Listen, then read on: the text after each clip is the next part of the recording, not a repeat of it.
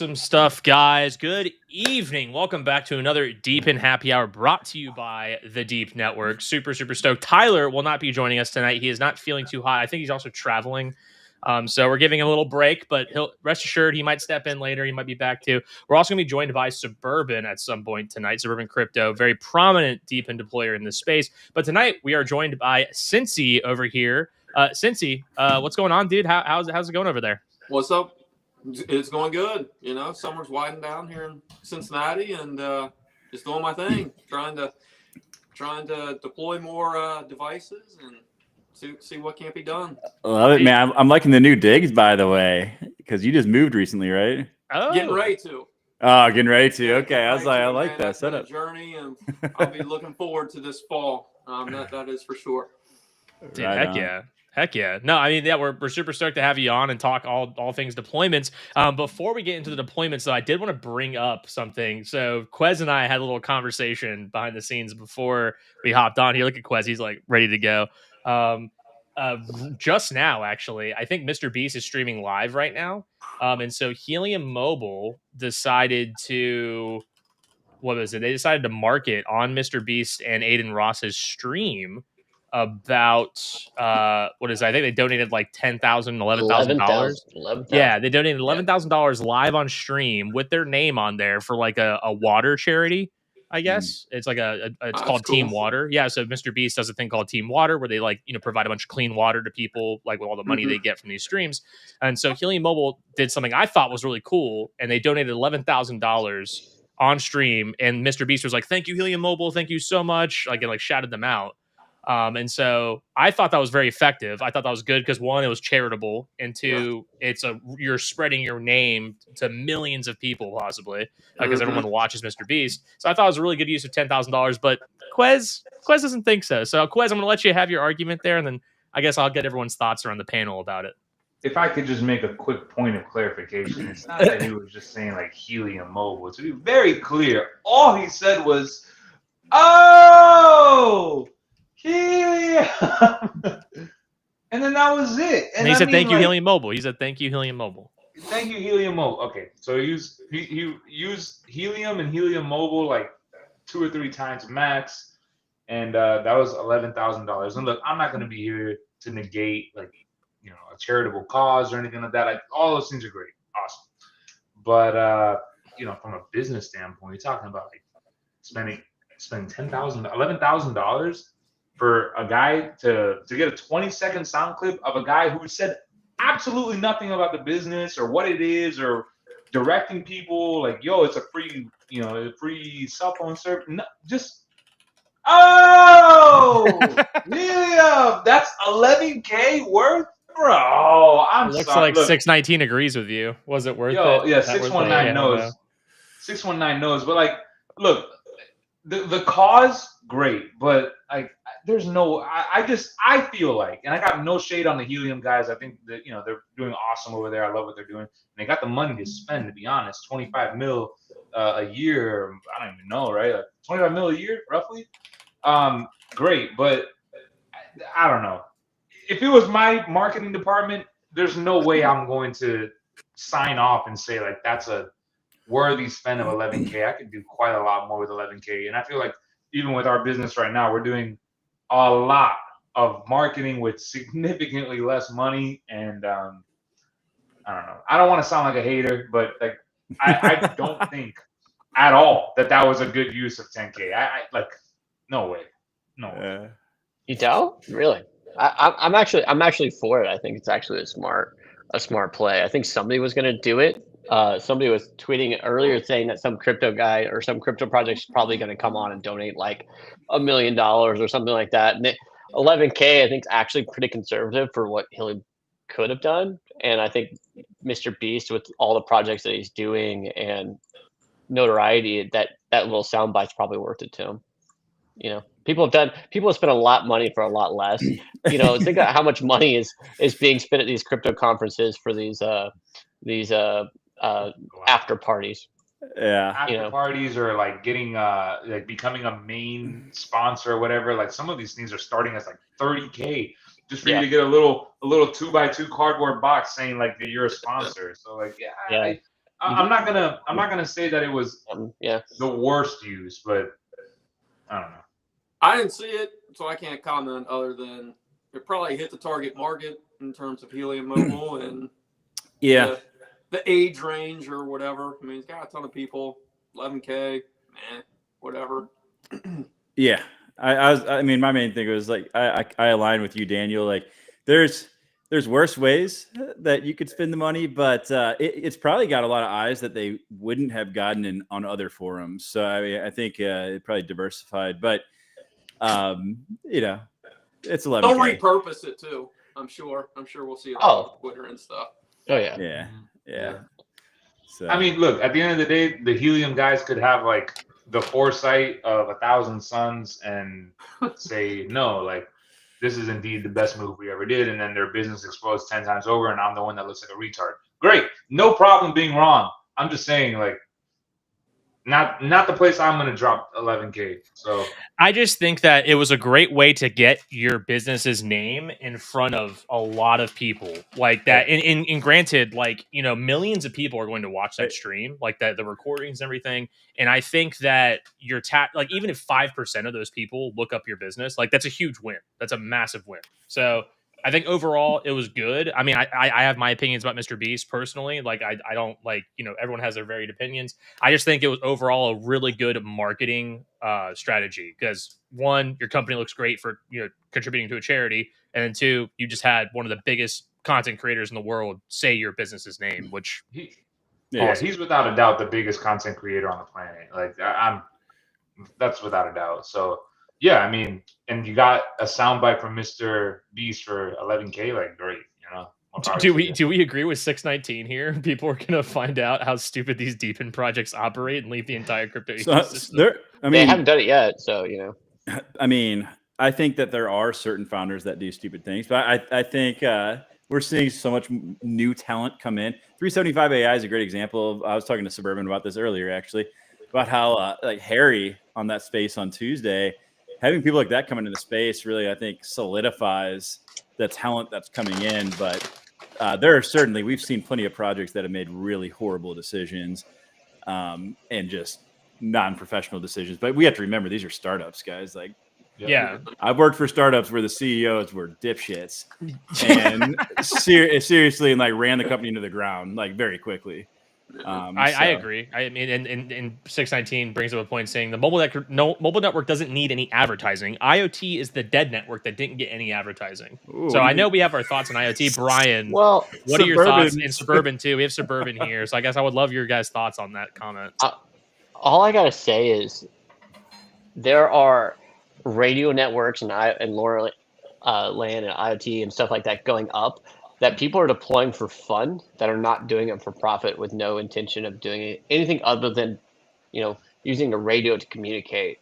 You know, that's all I gotta say. You know, like if we have people doing it for fun and now we're expecting people to do it for profit, it's gonna be problematic probably for an ecosystem. So I think Helium made the right move switching over to the DY aspect.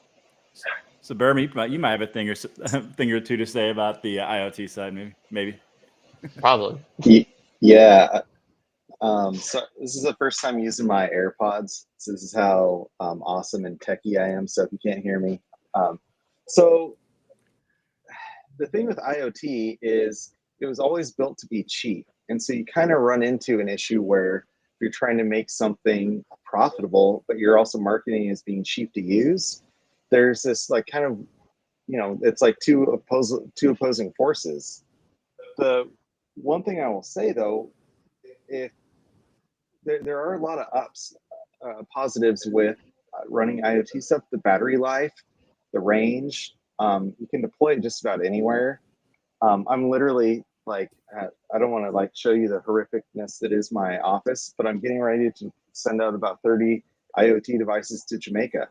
And since Lone Star bought the 1663 business, which was, you know, there was Helium Mobile and IoT. Well, they had their own like book of business. It was called 1663. Lone Star, we bought it, and we've added over 200,000 sensors in about a year and a half.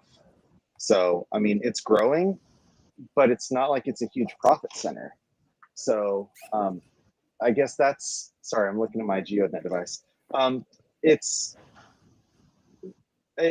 kind of sad that, you know, how helium got started was with IoT, and it seems like they basically abandoned it, for lack of a better term. And, you know, it's just for fun. And just like what you're saying, people are deploying IoT devices and networks. Like TTN is free. Like you could argue right now, is that why would you use helium when you can use TTN for free? Yeah. But Yeah, exactly. so I don't know. I mean, businesses shift, right? And Businesses to the pivot, point- and like that helium just pivoted because they, you know, realized IoT was not the way to go. Really, probably. The network's getting a lot of usage, though. I mean, I think it's we've talked about this. I mean, I don't know what you think, Zach, but is it a pricing issue? Do you think that, I think they could still raise the pricing and be more than competitive. I think they just came in priced too low on the IoT side, frankly. So and I see 619 OT, I see all your comments. So I always joked around, said that the IoT network, it's like the eighth wonder of the world. You know, you're using a cordless telephone frequency to broadcast tens of miles, very, very low power. Mm. And, you know, when it started, when I got into helium, it was with the DIY devices, you know, just making your own kits to send out the signal. I gotta say, it really, really shines when it comes to affordability for deploying sensors. Like one of our big books of business is water meter sensors. Like you notice, no one goes by and checks water meters anymore, especially in Europe. There's just a car that goes up and down roads. Well, now you don't even have to have the car. You can just use, you know, Amazon Sidewalk. You can use a lot of different networks, and yeah, I don't know. IoT is great. The one thing that is it's tough, like right now in the helium IoT, I'm on the, just so you have full disclosure, I'm on the IoT working group. There's this big talk about seat fees, which is when you onboard a sensor, adding a certain dollar amount or cents amount to onboard that sensor. The one thing that's kind of tricky with that, once you start deploying LTE at scale, you're going to price yourself out of the market. Because right now, without saying, so with Lone Star, we can get a SIM card and transmit data monthly with a telematics device, so similar to like your demos, and it's under 25 cents a month. So at what point, you know, you have to be under that threshold because LTE has a lot bigger footprint than IoT does right now. So it's kind of like finding that balance of, you know, battery life and how awesome IoT is, but not pricing yourself out of the market, but still making it advantageous for deployers. Yeah, 100%. So I know it's a long-winded answer. That's a perfect answer, honestly. I thought, guys. Oh, Brad, I have the perfect shoes to go with your hat. You got these the Bitcoin Crocs. Let's go. Aren't there only 2,100 of those? Yeah.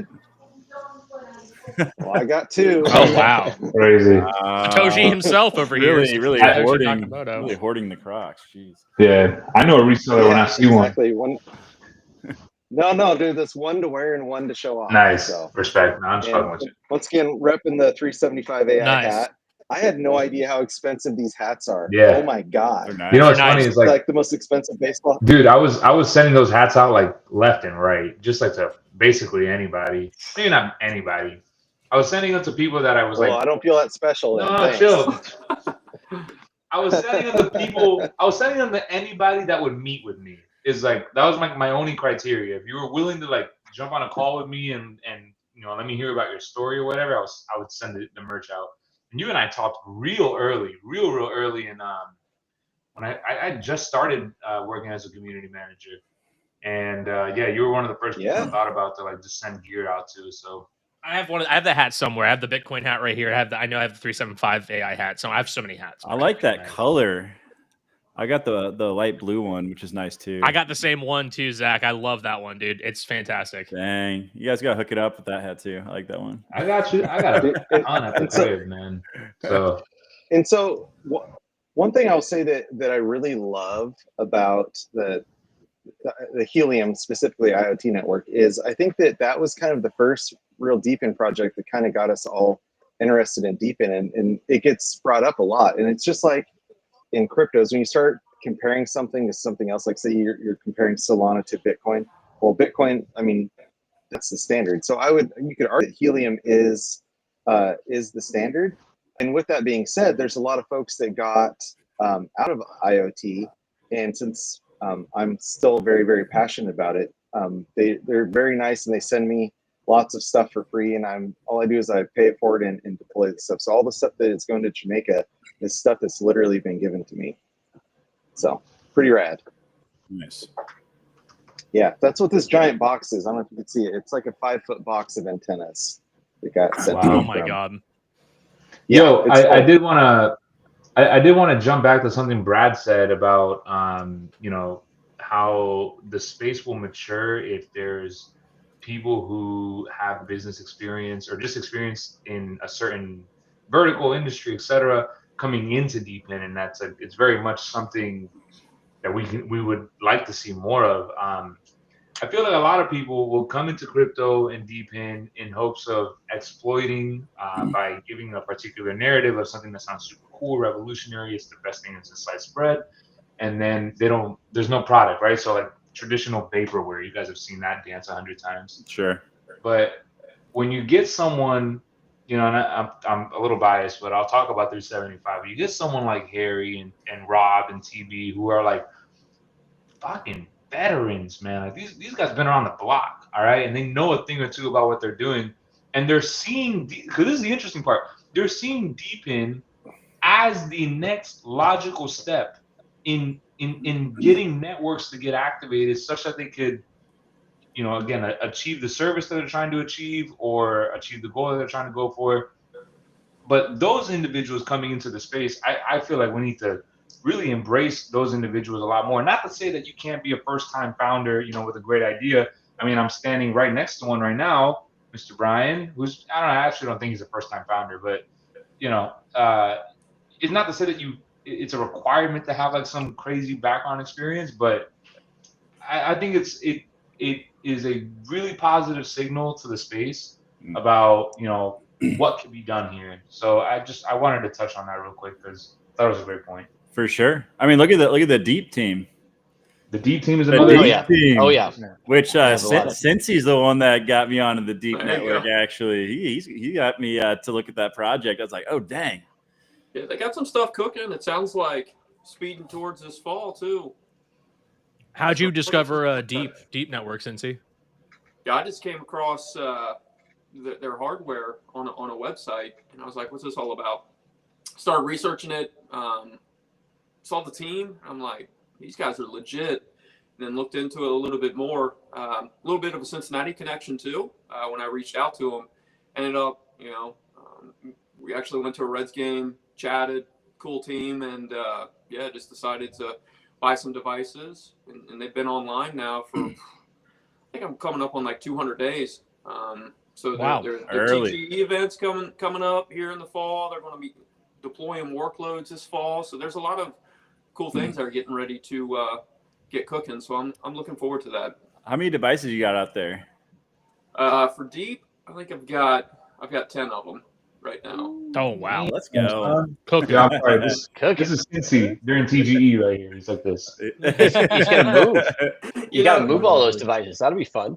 Yeah. I gotta find some homes for them because I think they're going to do some extra rewards for unique IP addresses, and I'll do some things with that. But what I've learned on what's that? Sorry, I say, why don't you set up a managed switch and just set up static IPs for all of them? No, I was going to do some of that, but I think I've got to pay the internet service provider some extra money to get unique IP addresses. So I'm not sure what the break even. I don't know how expensive that'll be. So probably a combo of both. But what I've kind of learned over the past couple years is I've been in a ton of projects. Still have got a bunch of devices everywhere, and I'm trying to narrow my focus. But they got to be hands off, like Deep. Want to be money, you just plug it in and forget about it. So I'm also involved pretty heavily in DABA, in addition to all kinds of projects. But it's just got to be hands off. That's what I've learned. It's so obvious, but it's just a lot. No, I think the DABA and the deep network approach are going to be like by far like the best. I think we're going to see that delegated DePIN, as Tyler put it. I think is the future of DePIN. Well, you know, because since you have a bunch of WeatherXM units out there, you've got High Mapper fleet, you got Demo units out there. I mean, some of the High Mapper stuff, like especially early days, was like herding cattle. Man, it was not passive at all. It's gotten better, but yeah, I've got those fleets. It's a lot. Whether it's, I'm just thinking obvious to everyone. It's troubleshooting. It's babysitting. It's finding out there's going to be a reoccurring LTE fee or whatever. So some of these hard pieces of hardware, they're just not as reliable. And they just it's constant babysitting in the ROI, the break even, the management of it all. That's why I'm all about deep and DABA. Helium Mobile's cool. You know, I got hotspots going with that. So anyway. Yeah, Helium Mobile and like XNet, I feel like they vary so much because sometimes the deployments are very straightforward and they make a ton of money. Then other times the deployment is a headache and it makes no money. So it's just very hit or miss. For sure. I had some hotspots deployed at restaurants through connections and stuff, and they randomly go offline, and it requires like real power cycle, and I'm like, I can't be driving around town power cycling these things or whatever. That's what I'm running into right now, Cincy. I have the issue with two of my hosts right now where they turn their lights off and the power it's hooked up to the internet. So I'm literally having to like change their entire internet infrastructure so that it doesn't turn off. And I'm like, please, this cannot turn off anymore. That's exactly what I'm dealing with. And you know, I've deployed some that I thought would be really good. And in terms of offloading traffic, and they've got to get on some sort of list to be approved. And I'm like, man, this is a high traffic area. I don't know why it's taking some time. And then other times it's like overnight. So yeah, it took a while for my Helium hotspot to get AT&T offload. One of them like that had a ton of traffic, and I was like sitting here like, why isn't AT&T coming here? And they just did it like last week. Yep, I'm in this exact same boat. But once they get cooking, I mean, there's a decent return on those things. Oh yeah. I think the AT&T is doing it's up, isn't it up to 600 devices per week? Because it's every week now. It was every 4 weeks, then 2 weeks, and I think it's back up to 1 week. And there's not enough hotspots getting onboarded that they're not hitting that threshold. Sorry about the background noise. And yeah, like he's building. He's literally building back in the background, guys.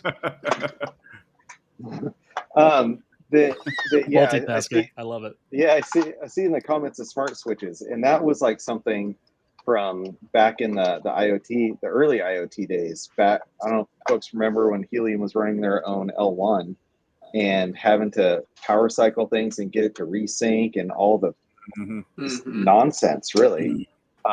So yeah, it's crazy. Also with the Helium Mobile, ones that you think that would just be absolutely crushing it don't do anything. And then like and I've shared with you, William, one of my better hotspots is at a supplement store.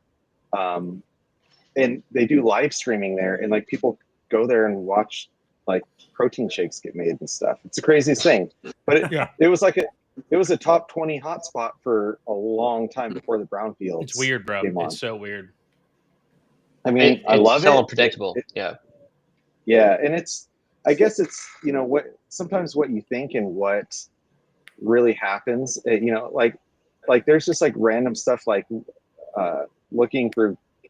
thinking outside the box, I guess. You know, it's a cliche for a reason. Like, this is going to sound really random, but one of the places that I just set up a device at is at a dialysis center, because people are literally sitting there for hours and hours on end, and they are mainly run by private companies that are, it's just like a dentist's office, right? So yeah, you're just helping connectivity, and it's great. Like, one of the other things that I do, not trying to toot my own horn, but like I make some really cringy videos, but about going out and door dashing, because I'm basically door dashing to make money to buy Bitcoin. But that gives me an avenue to talk to restaurants, and you can tell if there's crappy connectivity, which where I'm at, there's a lot of it. so I go in there and I can't even use the darn app for picking up the orders, and then I'll talk to the manager or the owner, and yeah, so it's just That's a good avenue. genius. That is literally genius. So instead of just like being that like beats a cold calling call, any day. Oh my god, I'm gonna start doing that. it's awesome, and it's, to me, it's fun, and like using the I have that new Hive Mapper B. It's just kind of fun to test stuff out and get out there, and it's a lot different reaction, I'll tell you, when you go in and you're like, hey, yeah, I was in here yesterday, DoorDash, remember we talked? Instead of just like you're just showing up trying to sell them Bibles or something. That's actually incredible, and I kind of want to transition, because I love our conversation about. I would love to, like, obviously you both are like really savvy DePIN deployers, so I guess let's like break it down, maybe like how you guys got into deploying, and then like go into maybe some tips and tricks. Like we're talking about, obviously the door dashing and whatnot, but I think the audience would be very very pleased to get some advice or tips if they're just starting to get into deployment. Maybe some things to avoid, things to do ahead of time. So I guess let's start with you, Cincy, like maybe how you got started, and then we'll go to Suburban about how you got started. Yeah. Where did I get started? I got started with Hive Mapper back in the day, HDCs. They did pretty well, and was just kind of intrigued by the whole DePIN concept. And actually, through Hive Mapper is how I met Brad, and I just kind of listened to his advice, followed his YouTube, started stalking his channel and stuff. And anyway, we ended up becoming friends, and from there I just launched into other projects. So it started with Hive Mapper, Demo, WeatherXM, Helium Mobile, and I kind of mentioned this earlier. I evolved that strategy from just kind of learning how all of this works and how to scale it, things to watch out for, etc. And ultimately that's how I landed on kind of my favorite projects, more specifically Deep. Deep is awesome, but I didn't get to that point without the journey of just learning kind of the ropes, the team, how important the team is in terms of the success of the project and what they're trying to deliver, and then ultimately just trying to scale that out. No, I love that. Yeah, Suburban, I would love your intro into how you I'm sorry. If I may. Quez, go. Yeah, Cincy, so one of the things that you mentioned is a team. Mm-hmm. How are you evaluating a team? Like, if you're someone who is just now becoming privy to DePIN, like, where are you gathering data about who these people are, what their experience is, and then how do you yourself evaluate, okay, that's probably a good founder, that's someone I'm going to lead? Yeah. I usually just go on Brad's word, honestly. I mean, Brad's a good-looking guy, and his videos are really good, so I feel like he's trustworthy. I said, Brad, found this project. What do you think? No, more specifically, well, Hive Mapper's got a good team too. I just kind of look at their history, whether that be, just online research, following them on Twitter, LinkedIn. What have they done in their past, and how is that going to translate to what they're trying to accomplish now? And it doesn't have to be like, oh, I did this before and I'm doing this again. It's just more like a track record of success. And then I also try and look for taking that team, but also the idea of real world use cases. Like, is there value there? Is there money to be made? Is there going to be reoccurring revenue? What's the market? How much upside? Things of that nature. And then I combine the two, and that's how I evaluate a project. Yeah, again, I didn't mean to interrupt. I just wanted to, I think that's a very important thing to highlight when you're evaluating a project. Where are these guys from? And then even more importantly, the use cases is like, I find that with my community, that's one of those things that's not always very quickly understood. Mm-hmm. Oftentimes people are kind of evaluating a network based on their potential for an airdrop or their potential for rewards after the fact. So it's like, well, how do I explain in a way that feels relevant to my audience that maybe they're not all that interested beyond getting some extraction out of this network? How do I explain that no, these are the places that this business is going to operate. It's got to be tangible. It's got to be understandable. You have to be able to explain it easily in terms of the value case. And I think the last thing that I do, and I've done this with a couple projects, is I just reach out to them and I try and get to know them. So like the Deep team, literally there's a Cincinnati connection. We went to a Reds game and like that real life kind of humanizing the whole experience, getting to know people. Same thing. Well, HiveMapper, this is back in the day. I was fortunate enough I get to travel a lot for work. So I was out in San Francisco and I met the team there, got to hang out with them, tour the office, et cetera, et cetera. So I try and like take it further than just like some sort of like Twitter message or Discord message or something like that. Like truly get on their calendars to see what they're all about. And you can learn a lot about someone just by quickly interacting with them and figuring out if they know what the hell is going on or not, or, you know, are they sharp or just like not so much? And for our audience, sorry, go ahead. Sorry, go ahead, Quest. Go ahead. For our audience that maybe isn't in the United States, like I do want to reiterate, just as Cincy said, like, you know, maybe you don't have the ability to meet them in person, but like a Twitter DM is a great way to reach out. Joining the Discord is a great way to get connected. Like the fact that most of these founders are so accessible, that's absolutely something you should lean into and see what people are about, you know, because I'm a firm believer that when someone shows you who they are, you should believe them. And even online interactions is like, I mean, I'm not going to say it's the end all be all, but you know, you can learn a lot about somebody based on how they interact with you when you're reaching out, curious about their network. So, 1000%, Quez. I definitely agree with that. I've met a lot of people in the space and get a good vibe check on them, and that's the beautiful thing about Web3 is like that you can meet these people. Like the beautiful thing about startups, especially social media, is like you can just talk to these people. It's like there's not a bunch of layers of corporate bullshit in between you. To where it's like I can talk to the CEO of DABA Network. You know, I have his DM on Telegram. Sweet. You know, and like in at these events too. Like I that's one reason, speaking of DABA Network, that I got bullish on DABA Network is because I met the team at Consensus. I had no idea who they were, and they offered me tea. They're like, "Hey, you want some chai tea?" And I was like, "Sure." And we just started talking, and I was like, "Wait, explain this to me one more time." And I was like, "Oh my god, this is an amazing project. I need to add this to my wish list right now." So just to harp on what Quez and you were saying, Cincy, just 100%. I love that's one thing I love. I definitely talk to the founders, but I would love to hear from Suburban. Same question to you, Suburban. Kind of, you know, one, kind of introduce us to how you got into deploying, and then like two, what's your how do you kind of gauge projects viability? Like what are you looking at? What do you do?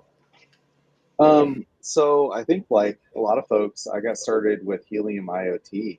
Like back, I think I still have a DIY key for, you know, before Rack was even making devices and all that craziness. Got picked for like the consensus groups and made stupid amounts of money on something. And I was like, wow, this is great. It seems so easy. And it was like during like COVID time. So it was just like, get these devices and stick them up wherever and putting these stupid high dBi antennas. And all it was doing is we were creating a network of Raspberry Pis that were talking to each other.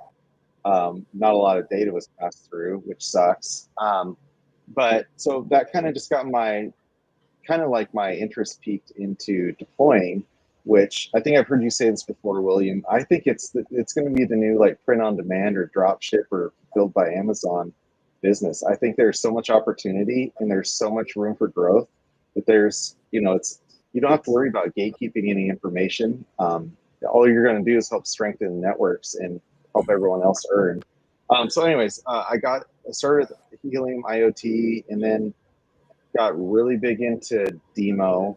And then I'm a weather nerd, so I got into WeatherXM, but those damn freaking those updates are killing me. They're killing me. And then you know, got into Helium Mobile these days when CBRS, when we're getting like 100 and something thousand mobile tokens per day for like 2 years. Oh my god! And I just, yeah, dude, it was wild. It was wild, like to the point where I don't want to put too much of my personal business, but I put substantial amount on a credit card to buy 32 CBRS devices. Wow. And Yeah. Wow, indeed. Yeah.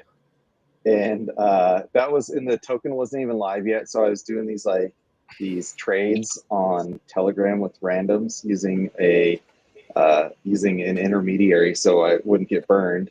So I was able to pay off the credit card bill, and then from there it just kind of rolled into Helium Mobile and just kind of opened my eyes up to a lot of different DePIN projects and just seeing where there's a lot of opportunity.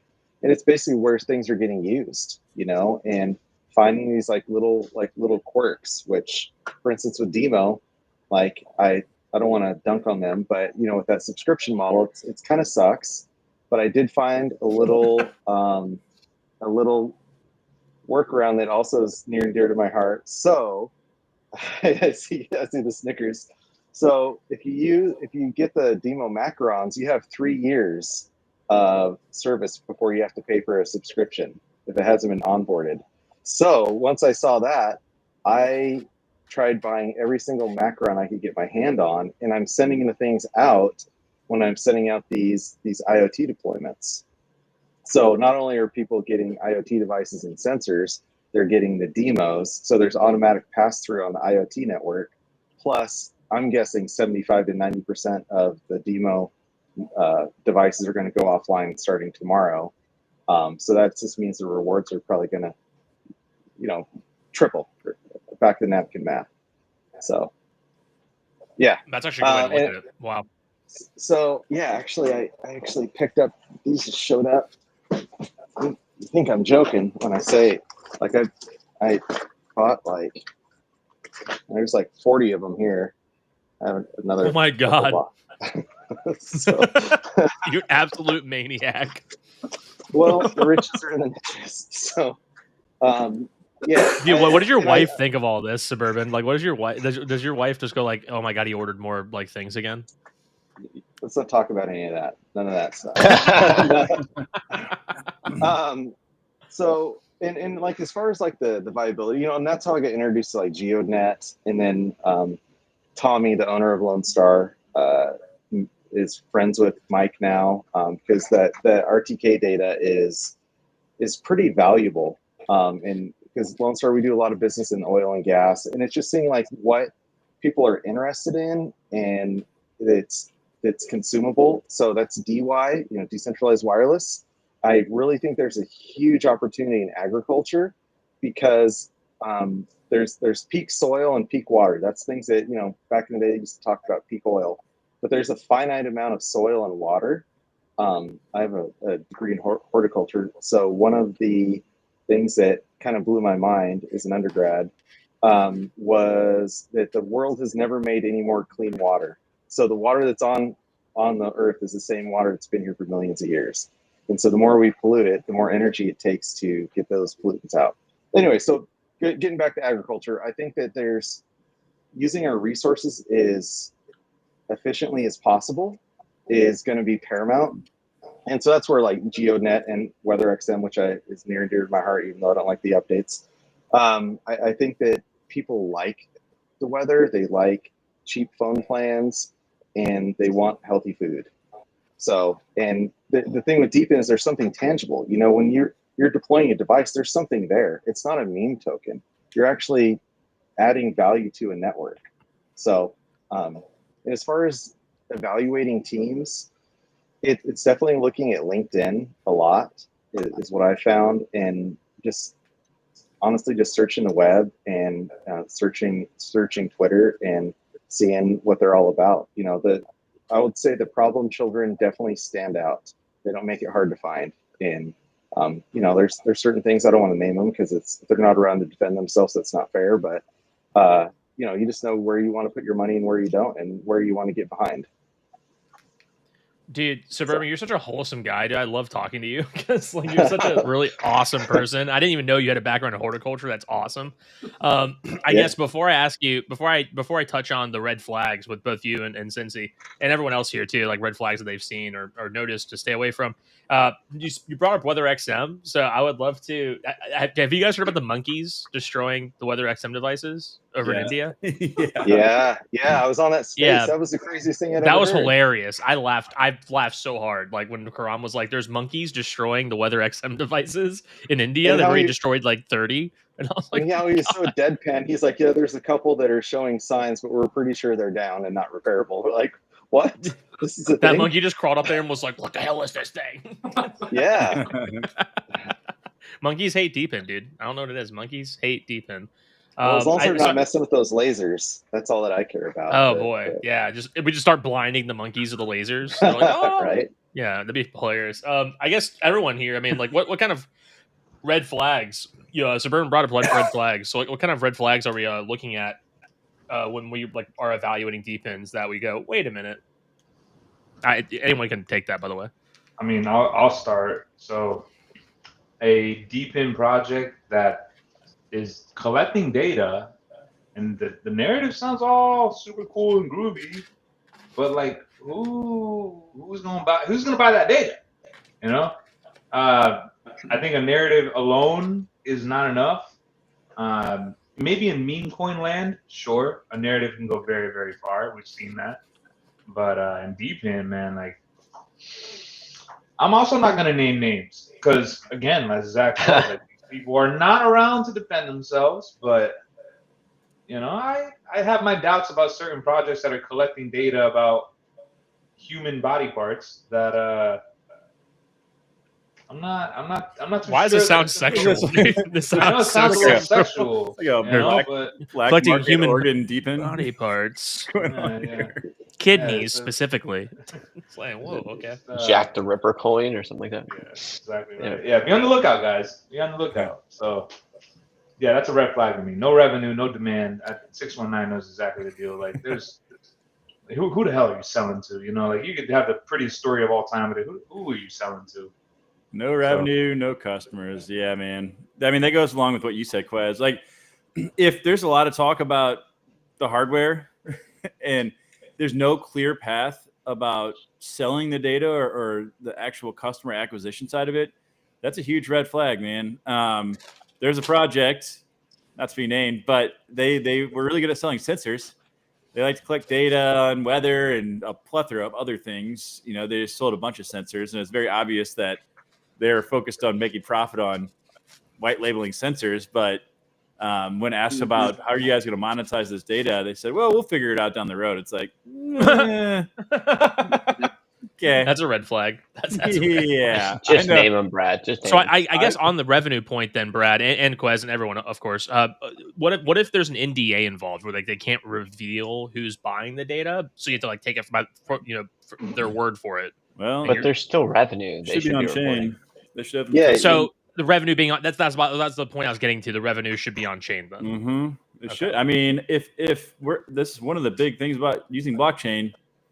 It should be on chain, and if it's not, then I would have questions why it's not on chain. I know this one. So go ahead. Go ahead, sorry. I was just gonna say, I know HighMapper has like gotten a lot better about the transparency around that, but I pushed Ariel on, the quarterly AMAs a couple of times on that. Cause like, what's if it's not transparent and not on chain, why? I think that raises questions. What are you hiding? And I don't think they're hiding anything, but I think it is worth asking that question. Like, that's one of the benefits of using DePIN. But it also, I think there has to be some nuance there where perhaps a network is interested in bringing that data on, or that showing that revenue is happening on chain, but like the means of transactions are not happening on chain. And like the immediate example that I would think of is like Helium. As far as I could tell, like, when they're charging for their services, which like I know that they promote a free mobile plan. I'm sure there's other tiers, other subscriptions or whatever like that. I'm not aware that that's happening on chain. So there's probably some revenue that's not being, transparently shared with the community, but like that, I know that they are capturing. So I do think there's probably a little bit of a gray area there. I think in practice, well, in theory and like perspective, like everything going on train makes sense, but the practical side of like everything being on chain is a lot more complex, for the business, because it's like I'm trying to get something off the ground. Now it's worried about transparency and all this stuff, and it just adds a whole lot of complications that I don't know if you can even do it successfully without having an excessive amount of risk for the company.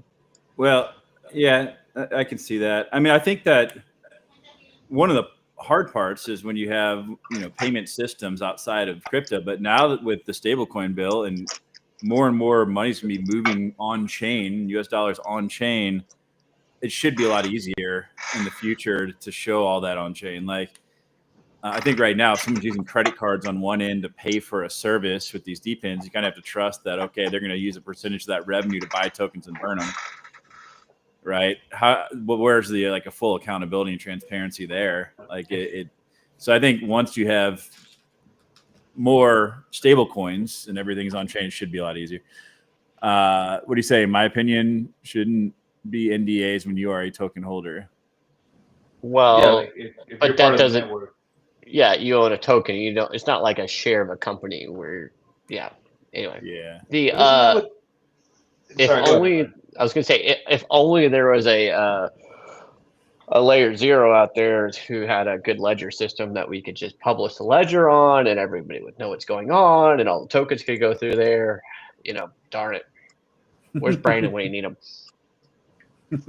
Damn it. And for those folks who go ahead, Zach. Oh, yeah, I was going to say, I think that another kind of big red flag, and it kind of ties to what y'all are talking about, with no customers, if no one's buying the data, when the business model is to sell licenses and remanufactured hardware, it's to prop up the token. It's just it's a glorified Ponzi scheme. So, I mean, there has to be a certain amount of balance where revenue from hardware sales, especially if it's if it's not a DIY type of setup, there needs to be a certain amount of revenue that should come back into the project for that proprietary hardware, but that shouldn't be what holds the business up. And I think that at least I haven't seen any project that is very transparent with that, whether it's on the blockchain or even their Dune dashboards. What you'll see on a lot of the Dune stuff is the good stuff that you want to see. You don't see all the bad shit. And that's what realistically, to me, the bad stuff is more important than the good things in a project. But I know it sounds silly, but own the suck, if that makes sense. Yeah, like how negatives are the negatives, right? Like how negative are they? Oh, yeah, it's like, yeah. Are you going out and spending an excessive amount on the after parties and doing all this versus development? Like, where's the actual money being spent for it?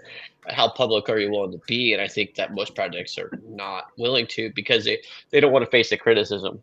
And I think they just have the thought process, well, I'm not going to. I don't, we don't have to. So get over it. If you don't like it, don't invest. Don't buy the product. But I think 100%. I think we are, though, walking into a time where with AI and where crypto is at right now, you can launch a DePIN fairly affordably and do it fairly transparently because of that. You just have much lower overhead than you would expect. So that's his new DePIN, own the suck. Yeah, pretty much. Own the suck. We'll call it suckle. Something simple that I do for red flags is just actually get a device and is it a good device? Is it quality or does it feel like junk? And I've gotten into a couple DePIN projects and I've gotten the hardware and I'm like, man, this thing is terrible. This ain't going to go well. It's not scalable and I don't see long-term success either, just based on the quality of the device. Do a Google image search. See what you find.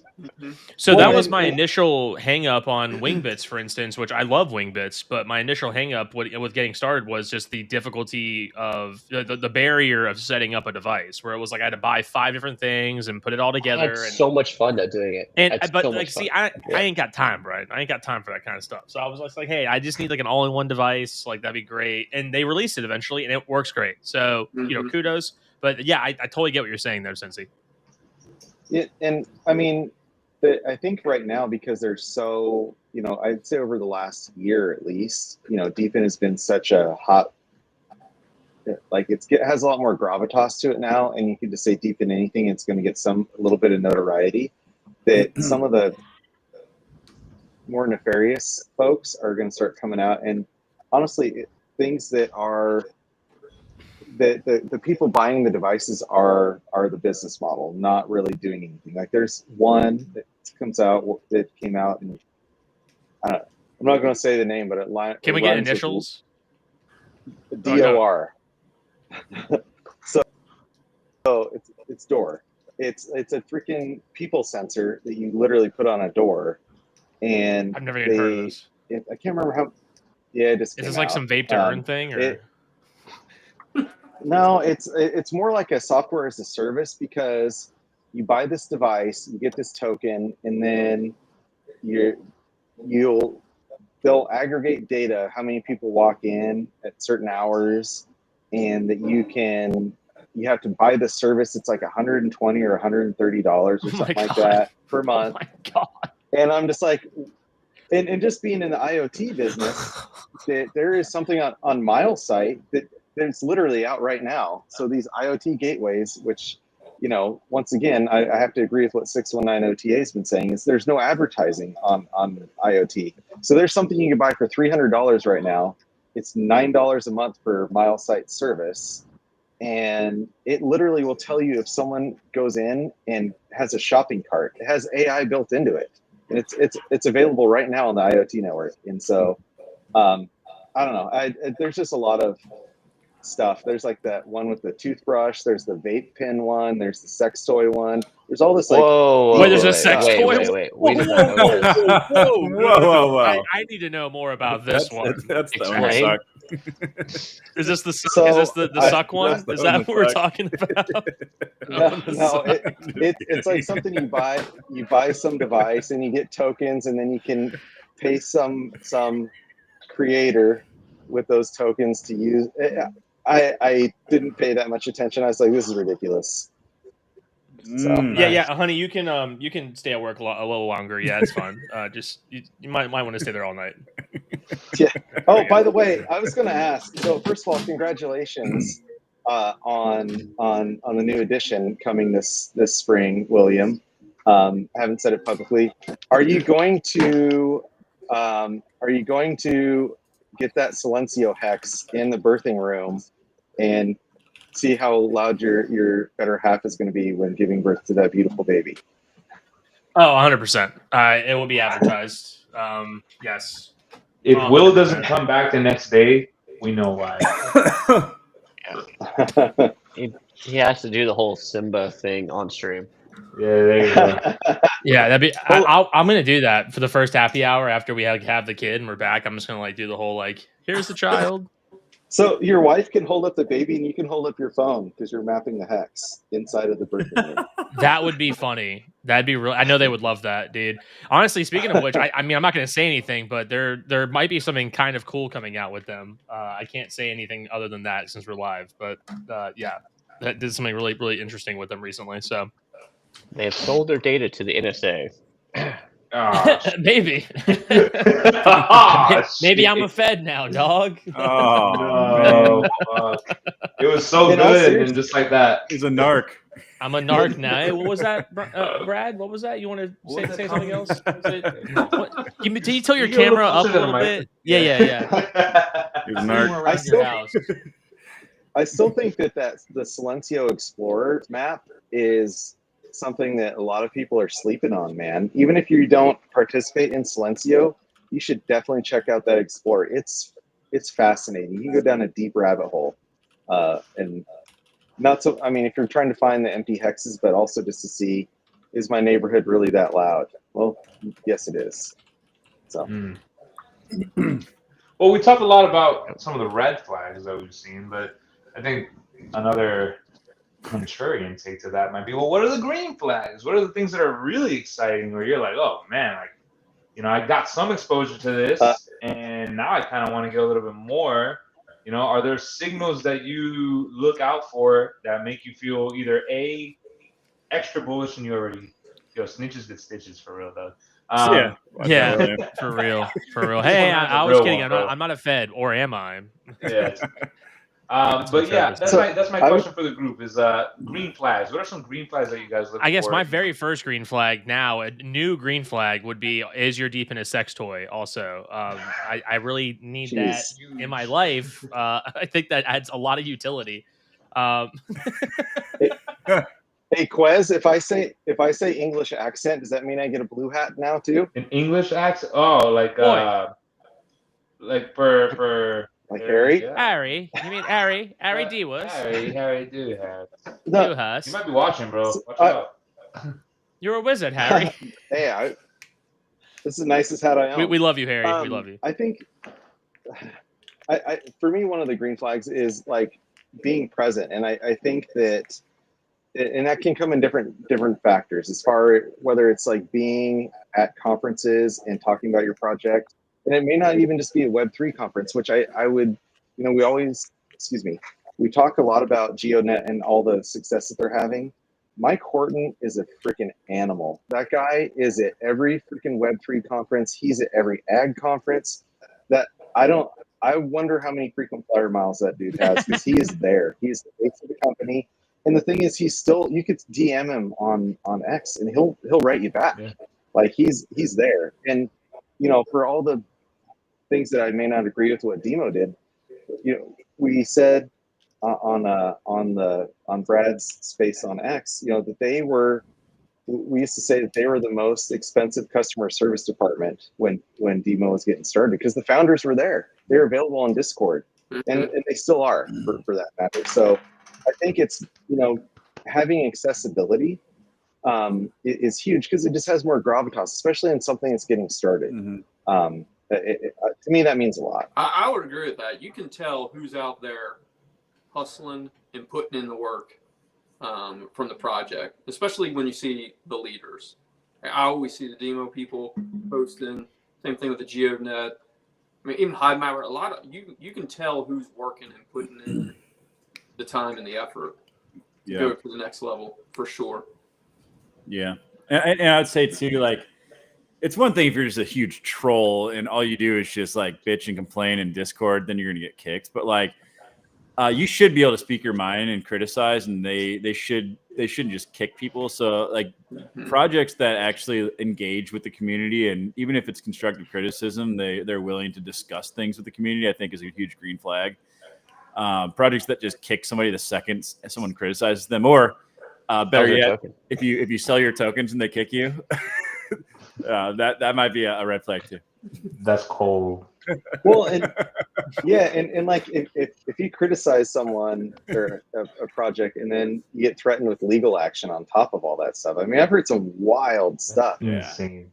And I'm like, it's just crazy. And I think, I'm glad to see what HiveMapper. It seems to be that they're turning some stuff around, because I was pretty critical of them, of not listening to the community and in the tokenomics. It's like always moving the goalposts. Mm-hmm. Like, that sucks. But it seems like maybe they're coming around. I don't know. That's maybe what it's because there's more demand. For real. It's been an interesting journey for sure. I've been with the project for a couple of years now, and I'm hopeful that it'll be a more positive trajectory with the tokens specifically. The rewards have gotten a lot better. I hope. The rewards have gotten a lot better since the new MIPs went in. And then I'm in a Discord group with one of the biggest HiveMapper haters, and he actually announced that he's mapping again today. So I was like, what? What's nice. So yeah, man. I think HiveMapper is doing a much better job. I think transparency, they've got the customer announcements. I think they're listening to the community more. I think for a minute there, like, they had so many orders come in. They're like, yeah, we can do no wrong. But I think they realized, okay, we need to have a better balance between community and the customer base. I think they found it. So, I mean, it's okay if people don't get things right out of the gate. Everyone's human. People are going to make mistakes. But they have the accountability to look back and say, okay, you know what? Thank you guys for voicing your opinion. You're right. We should have made these changes. This is what we're going to do, right? Like, I got to give a quick shout out to my manager, Mike. I learned so much from the guy, particularly around like how to manage a community. But I mean, that's one of the things that he'll tell you, right? It's like listening to what your community is saying, and being able to pick apart, because people will get frustrated and the emotions will be like what comes out, fine. But like being able to pick what people are frustrated about and then describe that eloquently to your team and then be able to make a decision about it is a very, very powerful thing. And I'll tell you what, you have a better time winning someone who felt negatively about your business and converting them to a positive. Like that person is going to be a huge loyalist to your brand or to your business, more so than the person who just like came in and immediately had a positive experience. So like winning those negative experiences is also a huge green flag. I think there's a path for a lot of deployers. They want to expand out their network. They want to go hit more locations, and then they kind of get tired of trying to find more locations, more hosts, and then they're like, okay, I got to go vertical. And I think that's where I'm at right now. Is I'm looking for the vertically expandable DePIN projects. Whether that's GPU or computing or storage or whatever. That's kind of where I'm heading. I've done my DY venture and I did some demo, and now I'm like, all right, I need to go vertical. Nice.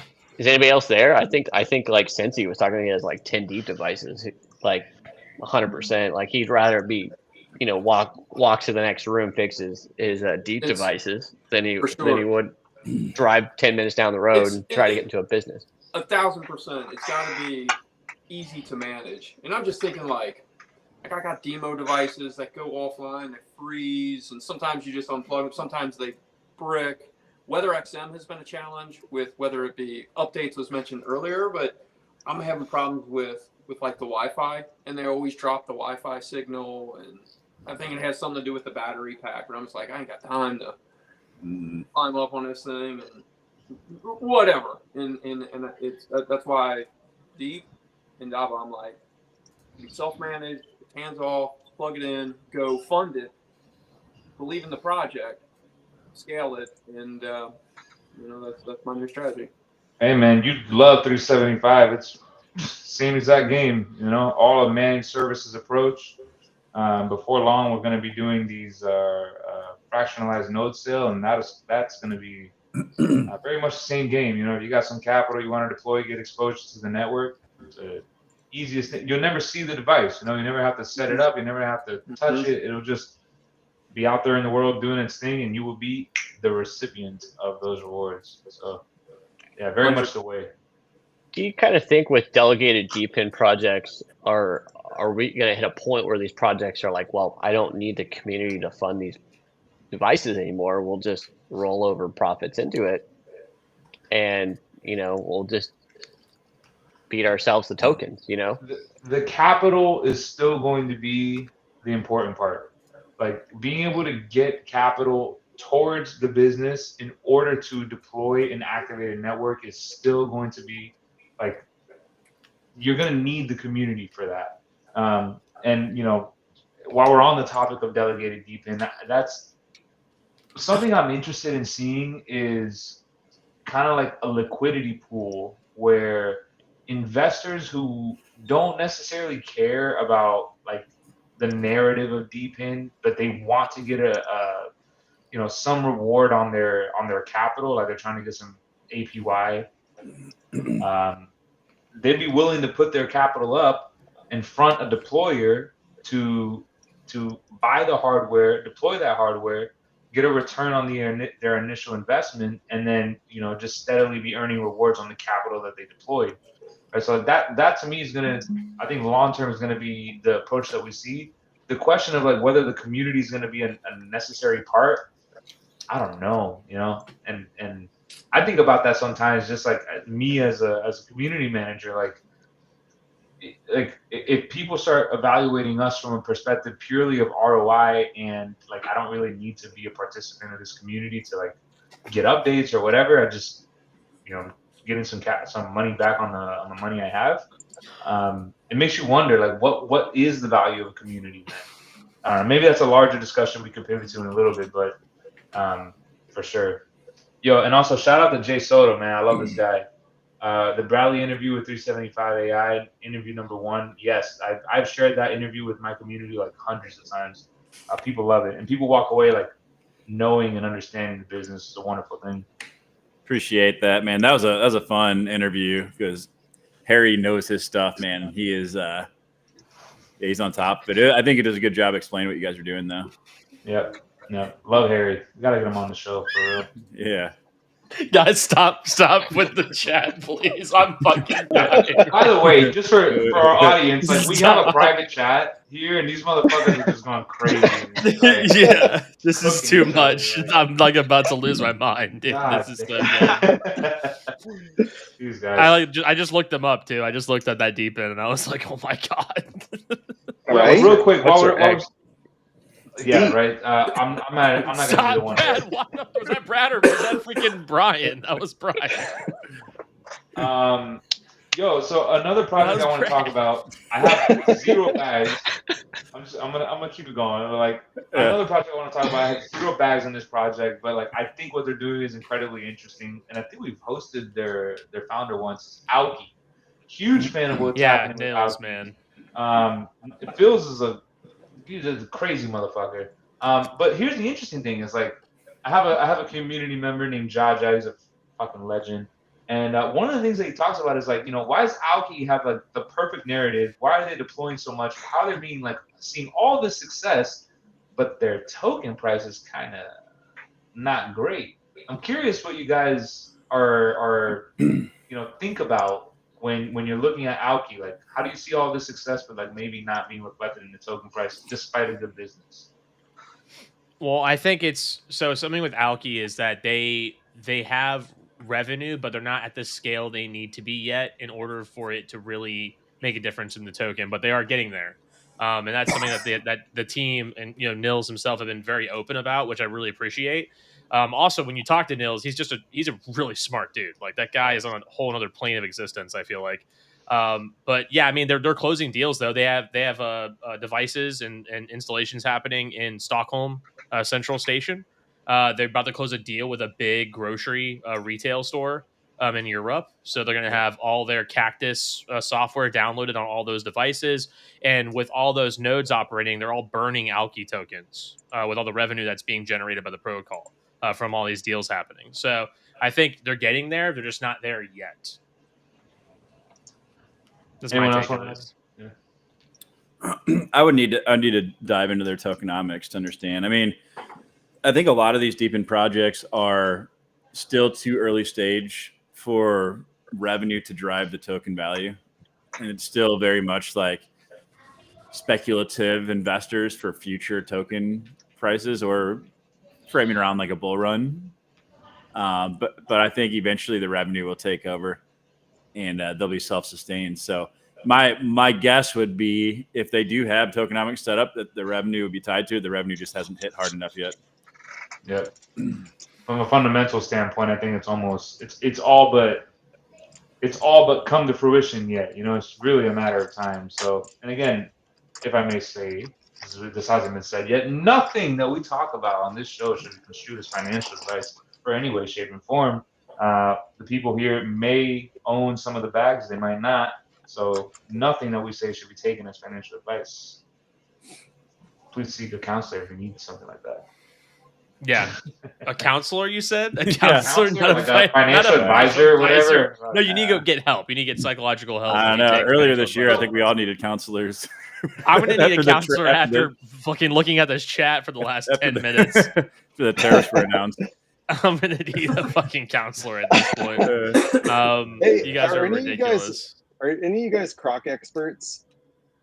No, but I want to. Not like you. I've never owned a pair of Crocs. I'm going to get a pair of Crocs soon. I have like several pairs. I'm a size 14 normally, but these are size 13. I wonder if they'll wait. What? No, try them on. Try them on live. Big freaking feet. Show us some toes. Yeah, free toes here on the pedicure. Humble. We might as well Yeah. start an OnlyFans at this point, guys. I'm just Yeah. saying. No, it's Feet Finder. Feet Finder. Gonna get new sponsors next week, guys. Feet Yeah. Finder. We're gonna get new sponsors. I know exactly what you're talking about too, bro. What a DePIN that is. Do they fit? Are they in sport mode or no? No, I Yeah, can't put them in not sport mode. Yeah. They can't go in sport mode. My What? flippers are too big. Yeah. Oh. My grandpa used to always tell me I would have been a foot taller if I wasn't curved over so much at the bottom. I think they sold you the only 2 pairs in size like 13 they had. That's why you have them. So they're a collector's item. I'll So keep they're them nice then. collector's item. You just ruined them. Freaking giant over here. That's what 619 just said. Size 14 is fucking crazy, bro. Like, How tall are you, Zach? 6'1". Go, So not very go tall. to hell. Go to hell. nah. You, The Brad, leaves, huh? and Tyler are so tall, dude. I just hate it. I hate it so much. Ugh. We love you, Tyler was unexpected. I had a feeling Brad was tall, but Tyler was very unexpected when he was like, "Yeah, I'm pretty tall. Just like, don't be freaked out." And then Brian and I are, I think it was Corey. Corey and I are hanging said out. that? And well, he said something along those lines. He's like, "Yeah, I'll be taller than you think," or whatever. And I was like, "What?" Like, and then of course he walks in the door, and I just look up, and I'm like, "Of course!" Like, here we go. Yeah. This is gonna be awesome. When you guys meet me, bro, you're gonna be see me in person. You're gonna be like, why is this guy so fucking tiny? But what matters is the aura. The aura is massive. I don't know about that. We'll see. We'll see, Quez. Jay Soto, though, what's up, man? Wonderful having you here. Zach, you got to run. Yeah, I gotta go. Thanks for having me on. Heck yeah, dude. No, thank you. All right, Thank you man. for being here. I gotta wrap. Today's Go Yeah, earn was those crazy. roof Gotta get- tokens, baby. Brian and Zach are All right. heading out. You know what, guys? Should we just call it from here? Should we like give a final take and then go? Is that Yeah, I mean, I'm also down to talk about the dump real quick. okay? Let's As a do that. We'll talk about Yeah. the dump and then we'll go. So Brian and Zach, you guys get out of here. Listeners, if you haven't checked out what Suburban Crypto is doing, definitely do. He's one of the biggest deployers I know, one of the best deployers I know, besides Cincy and Brad here. So definitely check out what Suburban's doing. Go follow him on Twitter. Brian too. Go follow Certa Strike. He's building something incredible there. So thank you both so much. Enjoy later, your guys. evenings. Thank you Cheers, so guys. much. I was gonna say enjoy your Edens, but Yeah, that'd The been dump funny. was crazy. It's already starting to bounce back, though. I mean, like, look almost at. immediately. Almost Yeah. immediately. What do you guys? I mean, there's a lot of there are a lot of news events today. Do you think it's narrative based, or do you think it's market makers?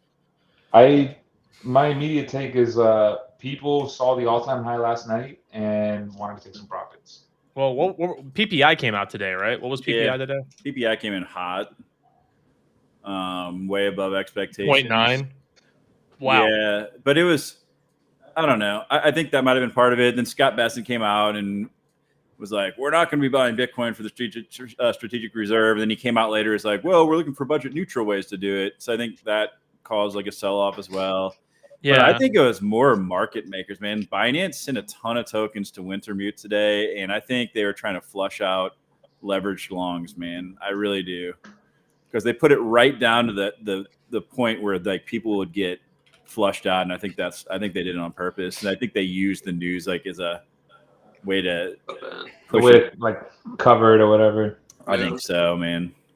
Where did the S&P end today? Let's see what the S&P did. Pretty flat, I think. Yeah, it just trade. I mean, it's up a little bit. It's up near all-time highs again. So I mean, it was an overall good day for the market. Yeah. I mean, crypto got slapped around a bunch, but I think that was to be expected with the massive like runs we've been having. And plus, there's a lot of volatility. I mean, Trump, goes on stage and says some things, and the market tanks, and then everything pumps the next day or overnight. So it's just I don't know. That's crypto's always been like this, especially when we're very top heavy. I think Yeah. what matters. Oh, go ahead. No, I was just gonna say like the PPI thing. Like, I guess everyone thinks that it's gonna flow through to CPI in the months to come, and I'm not. I mean, maybe partly, but I don't think that these companies can pass on as much cost as they would like right now because consumer spending is weakening. But also, you have to figure like the CPI, over a third of it is housing costs, and housing costs are coming down. Rent prices are coming down.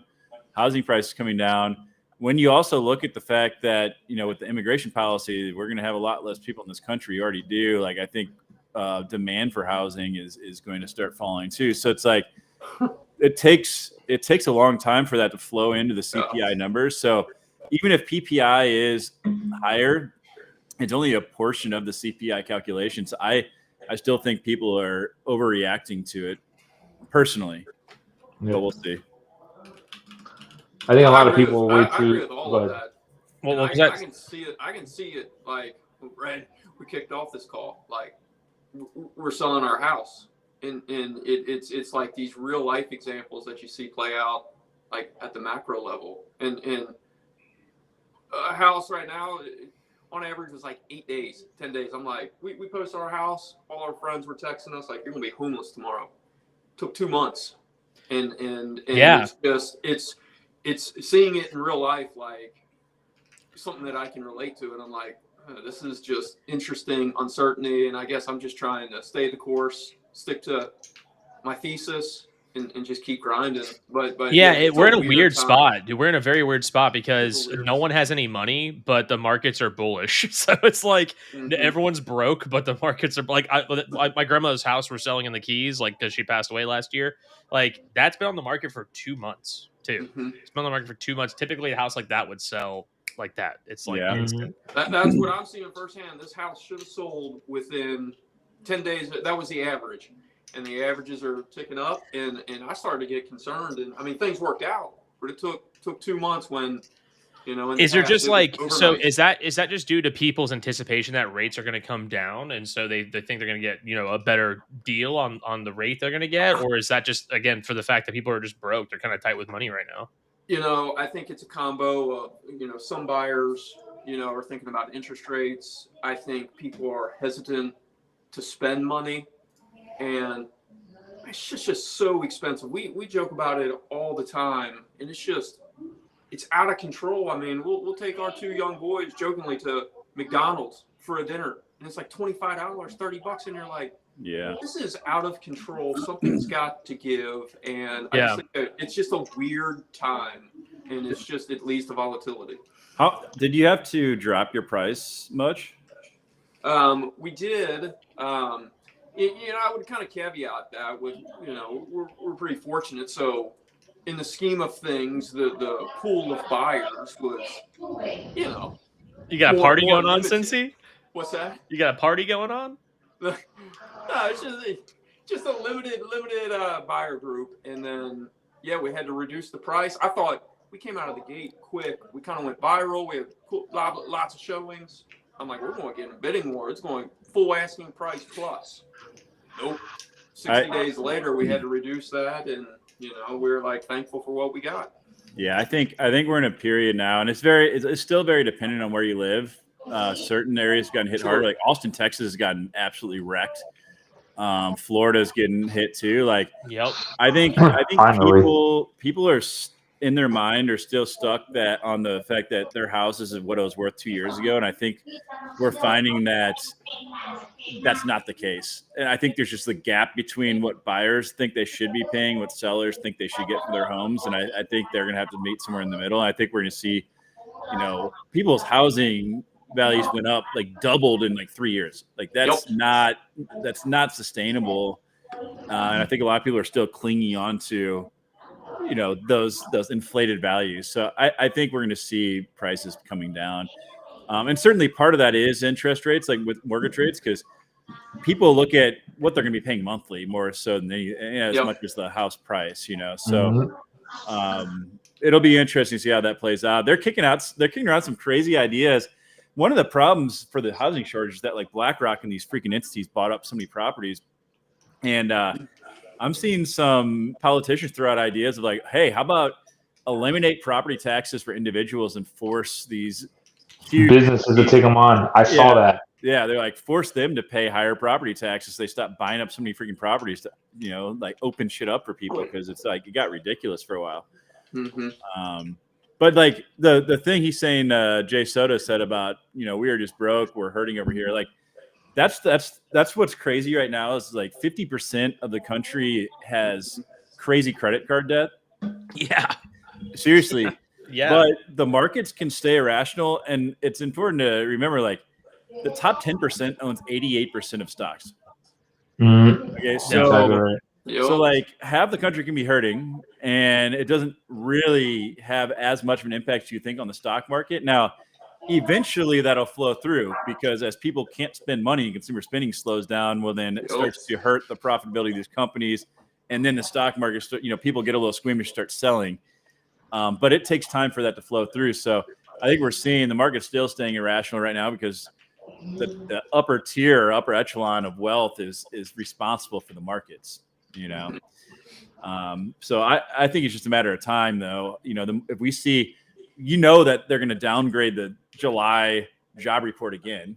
Of course, yeah. May and June were terrible. This one could end up being flat or negative potentially, and that I think is going to spook the markets again. And I know everyone thinks like that the rate cuts are going to be so bullish and that's going to be like the silver bullet that fixes everything. I don't see it that way. I think we see it melt up. I think we see a shock. I think we see like a negative, like short-term shock, and then just like massive melt up, like with a massive liquidity injection again. Because like that's the only way out of this mess. I think that like we are officially backed into a corner as we being the government are backed into a corner with how much debt that we have, and the interest we're paying on it now is ridiculous, which is causing an inflationary like debt spiral on that front. Yeah. And the Fed is going to sit here and say, well, shit, like we're just going to have to open the floodgates and we'll just take the inflation as it comes and then eventually raise rates to try to fight the inflation. For sure. Thus being in the like 1950s era of the debt cycle where rates were super high and inflation was very high. So like we're going to have high inflation, high rates to try to combat it. But it's just going to be like this like crazy, just skyrocket up in terms of asset prices. Yeah. I'll also just add on to this, which is like, in the spirit of inflation, is like, I think that's what's hurting people the most, and I know this is kind of a boring, repeated topic, but like, I have a job, I work, and I save money. Do we have a job? Is this a job? I'm fortunate to have one. Thank God. But like all of this to say that like I have tried very hard to play my cards like as good as I can. And like, man, like I cannot afford a home. I can't afford a fucking home. I'm about to turn 30 years old. And there's no way. There's no fucking way. The house that I'm renting from right now, they were asking $600,000 for a home that's 750 square feet large. Dude, fuck that. Dude, move to Tallahassee. You can get a $300,000 home. Right. Well, I mean, and then that's the other part of the conversation is like, oh, well, Quez, why don't you just move out to the middle of nowhere in Houston, Texas? It's like, yeah, sure, okay, I can get a fucking mansion out there, but like, I'm not, so like, just stop getting Starbucks every day and you can be able to afford a house. Yeah, what the hell? Sure, right? Like, pick yourself up in the bootstraps, Quez. Yeah, exactly. What are you doing? Pick yourself up. Like you need to work hard. It's like you're not already working 80 hours a week, taxed out of your fucking mind. Like your money's being inflated literally out of thin air. It's like it is hard, man. So Soto, I feel you, dog. Like it's tough. I feel like I'm in a much better position than many of the people I went to high school with. Yeah. Again, I'm very, very grateful to be in the position that I'm in. But like it's some bullshit because put it all on the XRP, ladies and gentlemen. That's it. There's nothing else. You need just full port. Yeah, we're not even a DePIN show anymore. We're the XRP happy hour, Ripple happy hour. Way to rip it. Are using it Swift. So yeah, Swift. All of this to say, like it is again one of the craziest times. I'm kind of with Will. I do think it's going to be an upward, like a melting upwards kind of thing. We're back into the corner. It feels very reminiscent of like COVID 2021 kind of era, like a 2020 era, where like there was just this massive injection of liquidity, and then like even though the markets were down initially, like you just saw base melting performance. Yeah, well, COVID exasperated this. Like, so, like, we were already on this path, this war path, but like, COVID just like shortened the time frame for us. Like, with how much QE happened, like, basically, this could have been reversed back in the Iraq War days. But in the Iraq War days, we just funded all that with debt, so that basically pushed the cycle forward faster. And then the financial crisis happened, bailouts that pushed it faster. And then COVID was like almost like this proverbial nail in the coffin, where it was like, oh, well, you want this to happen tomorrow. Got it. Like, whereas this could have waited another 20 years. No, this happened. This is happening this decade, I think. Yeah. We know the playbook now. I mean, the second we have a major crash, they're going to just print money and inject capital. I mean, that's why you look at commodities, you look at gold, you look at Bitcoin. Like, I think sometimes we're almost too conservative on price estimates because we're thinking about in terms of where global M2 is today. Yeah. Like everyone's like $1 million per Bitcoin. It's like, yeah, well, when every country prints a shit ton of money over the next 10 years, $1 million is nothing. Seem like that much all of a sudden. It's not going to be worth very much in some sense. Like that $1 million equivalent is not really going to be anything. You know, it's bro. Venezuela is a perfect example. You know, between 2017 and 2019, you saw a denomination of 6 points in 2017, and then like another 9 immediately after that in 2019. Jeez, the money was so worthless. They threw it on the threw it on the ground like trash. It was just like money litter on the ground. Yeah, like it just wasn't worth your time to do anything with it. You know, and you know, I love another comment that Soto said here. Bitcoin is better than real estate, and then 619 property. Biggest scam is property tax. Facts. He also said van life. Let's go, baby. yeah. Respect the fuck out of that. Actually, like big time. Hell yeah, dude. But like Bitcoin being better than real estate. Like at this point, like even if I were to take all of my investments out, become totally liquid, and say that I'm going to buy a house, and sure, you have this tangible house. But, you know, you got the maintenance, you got the property tax on it, you got anything that goes wrong with the house, like that is all you. And we haven't even talked about the interest that you're going to pay. So like, if you're going to pay for a $600,000 house, there's also interest behind that. That what you pay total over the course of 30 years is no longer just $600K. You're paying well over $1 million for 750 square feet. Like, no. Absolutely not. I'm buying Bitcoin. I'm full pointing Bitcoin. I don't give a fuck that I'm rent. I'll rent forever, but I will own Bitcoin for sure. There you go. I mean, amen. Yeah, and you start adding, you've got the property tax obviously, and then you have insurance costs, and then you have to fix shit all the time. It's crazy. I mean, it's different for your primary residence, but like, you're seeing now like billionaires that had huge portfolios. They would just buy homes and they'd be empty just as a way for them to store their money and value in certain ways. They're selling off their real estate and buying Bitcoin. There's a bunch of billionaires that are doing that right Gary now. Cardone is probably the most popular one that I've seen is doing that. For sure. Oh yeah. For sure. No, it's been an interesting happy hour, guys. We've covered a lot of ground. Yeah. No, seriously, we've covered a lot of ground. We went from, we talked about a lot. We talked about, deployment advice. We got to talk to Cincy here. Thank you so much for being on, man. We got to talk to Suburban. Yes, trust. We will buy it all. I love that. I love that comment. We're also talking about the markets here. Very, very interesting takes on the markets. But I think we're reaching that point, guys. I would love closing thoughts from everyone. I know we've had a really amazing journey to get to this point in the conversation, especially in the private chat earlier that we're not going to share, so don't ask us to. That was really, really funny, so thank you for the laughs there. But Cincy, I guess, what would you leave with people before we close the stream up? What would you leave with people in terms of maybe some advice? Maybe it has something to do with DePINs. Maybe it doesn't. Maybe it's life advice. Whatever you want to give, man. Have a thesis. Stick to it. And in terms of DePIN, maintenance free. Spend your time troubleshooting, and I mean, it's just too many hats to wear. You got to be the salesperson, tech support, babysitter, etc. So just know what you're getting into in terms of the project. Amen to that. For sure. Quez, actually, no, Quez, I'm gonna have you close us out after I go, if you don't mind. Cool. And then so Brad, we'll go you, and then I'll do a little shill. I think DePIN, if you look at, I covered this on a live stream earlier this week, like the search terms are hitting new all-time highs. Anytime we've seen this, the trends we're seeing, it led to major capital flowing in. So, the next few weeks could be very interesting. The other side of that, though, is, pay attention to the broader trends too. And I put this out recently on my X page about the next capital rotation on the institutional side. I'm looking very closely. In fact, took some pretty big positions in some Solana treasuries. I think the Solana spot ETFs are about to get approved. So the treasury plays are really interesting. We saw what happened with Ethereum, and I think Solana could be the next rotation there. So just look at, zoom out a little bit and look at everything holistically.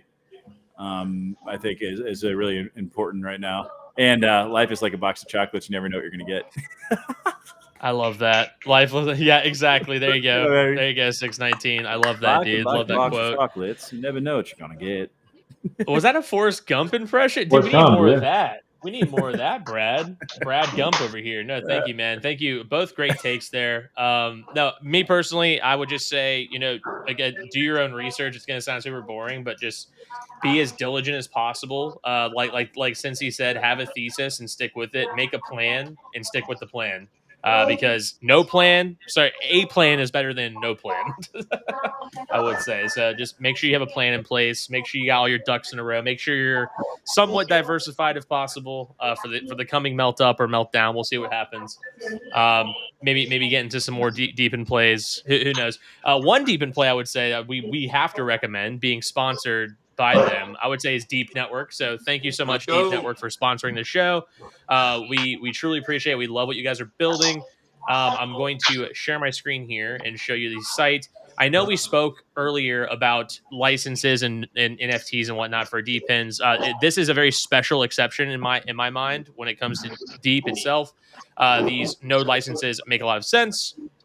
They are basically gauging interest and also reserving spots for these hardware devices, so they're not overselling a bunch of hardware devices and creating a larger diluted supply, I guess you could say, and screwing up all the current holders. So I really like the idea there. If you want to get involved with Deep, there is their website. There is deep.network. That's 3 E's. You'll find a beautiful button in the middle of the page. It'll take you to this thing here, which is a DIN NFT.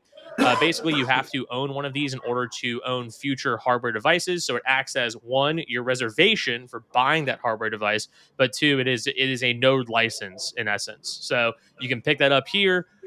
Make sure you check them out. Like we said, we love working with them. Thank you so much, Deep. That'll be it for me, guys. Quez, I'm going to have you take us out. It's been a beautiful, beautiful, beautiful Deep and happy hour. Absolutely love it. Thank you. Last thing I'm going to say here is some folks might say, well, Quez, like, I do want to get allocated to some of these tokens. I do want to own some Bitcoin or Ethereum, or I want to get involved in DePIN, but I don't have any capital and I don't know what to do. And I'm, the worst thing that you could do is consider yourself a victim of your circumstance. No, okay? It is in your power to do anything that you can conceptualize. And the worst thing that would ever happen is for you to be useless, right? So what I encourage anyone who is looking for capital, looking to make some ends meet, is to find ways to be useful. And it could start in the simplest ways. It could start in your home, helping your family clean, helping your brother do his homework. It could start in your community by picking up trash. You would be surprised by how one small change in your actions can lead to a totally different access to opportunities that have never been presented before. And that could be your route to capital. So, my friends, the last thing that I want you to walk away with is, don't be useless, right? Find a way to be useful. You'd be surprised what comes down that road. So that's all I got. Amen, guys. Amen. Catch us again next time, guys. Thursday next week, 8 p.m. Eastern. We'll be here live waiting for you. Guys, thank you so much for being on the show. And listeners, we will catch you next week. Enjoy the rest.